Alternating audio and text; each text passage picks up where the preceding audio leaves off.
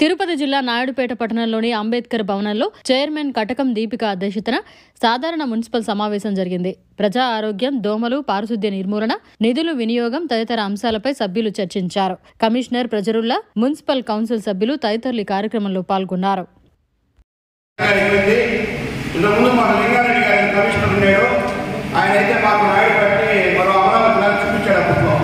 ఇక్కడ shopping complex, అక్కడ shopping complex, shopping complex అన్నీ. అది తర్వాత అటకెక్కింది. తమరు వచ్చారు, తమరు ఆఫీస్ని మనం ఆ కొట్ల మీద పెడతా ఉన్నారు. పెట్టండి సార్, బేసిక్గా ఉంటుంది, సెంటర్ డెవలప్ అవుతుంది, కనీసం మనకైనా వస్తుంటుంది. ఆ ఇరుక్కొని ఆ సచివాలయాలు మీరు బాత్రూమ్ లేక ఏమి లేకుండా ఇబ్బంది పడిపోతుంటే వైద్యులు మేకప్ వేస్తున్నట్టు ఆ బిల్డింగ్కే మీరు మేకప్ వేసుకుంటున్నారు. ఇప్పుడు కొత్తగా మన గౌరవ ఎమ్మెల్యే గారు ఒక 50 ఫీట్లు ఇచ్చారు. ప్రభుత్వం నుంచి డబ్బులు వచ్చేది ఎప్పుడు, అక్కడ కట్టేది ఎప్పుడు, అది ఓపెన్ అయ్యేది ఎప్పుడు, అది కూడా ఒక బేటాల ప్రశ్న.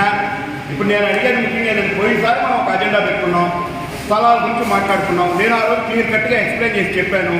మీరు ఒక డిజైన్ చేసి ఒక కొట్టికి 3 లక్షలు 4 లక్షలు డబ్బులు ఇవ్వండి అంటే వ్యాపారస్తులు రెడీగా ఉన్నారు, డబ్బులు వచ్చే మార్గాలు ఉంటాయి. పైన కొట్లు ఏదో ఒకటి రెడీ చేసి ఇన్కంప్లీటెడ్గా ఉన్న వాటిని రెడీ చేసి ఉంటే వాటికి బాడుగులు వచ్చి ఉంటాయి.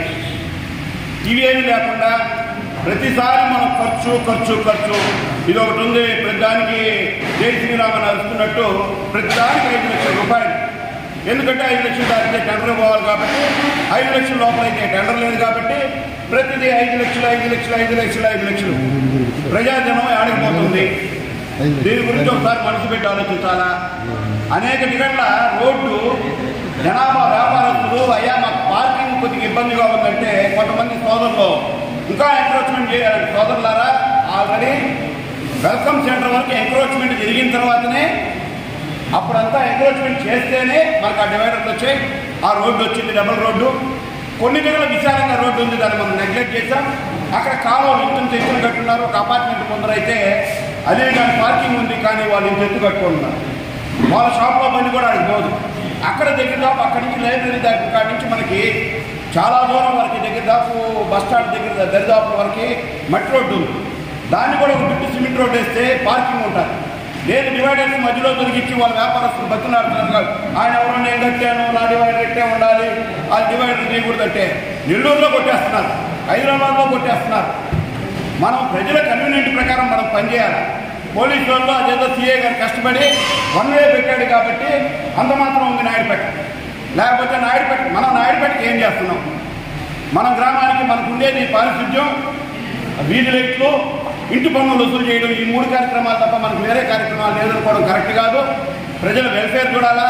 వ్యాపారస్తులకి ఏడైనా ఆ పోలేరమ్మ ఎదురుగా ఉన్న స్థలంలో ఏదైనా కన్స్ట్రక్ట్ చేసి ఒక పబ్లిక్ టాయిలెట్ కడితే వ్యాపారస్తులంతా వచ్చి పోలేరమ్మ గుడితో పోస్తారు.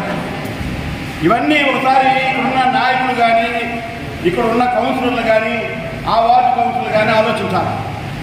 ఇది మనం అభివృద్ధి చేయాలి. ఇప్పుడున్న పరిస్థితుల్లో కొత్త ప్రభుత్వం వచ్చింది. ఆ ప్రభుత్వం దగ్గరికి పోవాలంటే చైర్మన్ గారి ఆధ్వర్యంలో ఒక కౌన్సిలర్ బృందాన్ని వేసుకుని మంత్రి నారాయణ గారిని కలవాలి. మన అదృష్టం, నారాయణ గారు మున్సిపల్ శాఖ మంత్రి ఉన్నారు, మనం కలవాలి.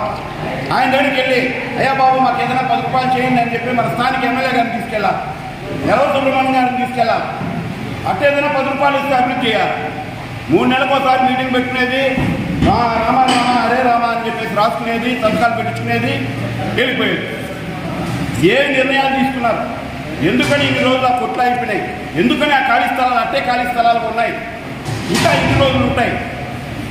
ఇవన్నీ కూడా ఒకసారి ఆలోచించుకోవాలా. దీని ప్రకారంగా ప్రణాళికలు రూపొందించి చైర్మన్తో పాటు వైస్ చైర్మన్ ఇద్దరూ దీనికి పనిచేయాలా. లక్కీగా వైస్ చైర్మన్ గారు కూడా తెలుగుదేశంలో ఉన్నారు. ఆయన కూటమి ప్రభుత్వంలో పోయి మంత్రి గారి దగ్గర పోయి ఉన్న డబ్బులు తీసుకొస్తారా, అభివృద్ధి చేస్తారా? ఇవి కూడా ఆలోచించాలని ఈ సందర్భంగా ప్రతి ఒక్కరిని కోరుకుంటూ సెలవు తీసుకుంటున్నాను. ధన్యవాదాలు తెలియజేసుకుంటూ ఈరోజు నిర్వహించిన బడ్జెట్ సమావేశాన్ని అందరూ కౌన్సిలర్ కూడా ఆమోదించడం జరిగింది. అలాగే సలహాల సమావేశం కూడా జరగడం జరిగింది. అందులో మీరు చెప్పిన సలహాలన్నింటినీ తీసుకొని ఇంకా ముందుకు వెళ్ళేదానికి, మీ అందరి ఆలోచనలు ముందుకెళ్ళేదానికి కూడా ప్రయత్నం చేస్తాము.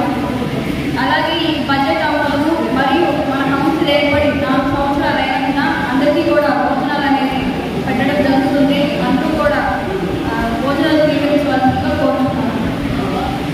మరిన్ని అప్డేట్స్ కోసం మన HN9 టీవీ ఛానల్ని సబ్స్క్రైబ్ చేసుకోండి.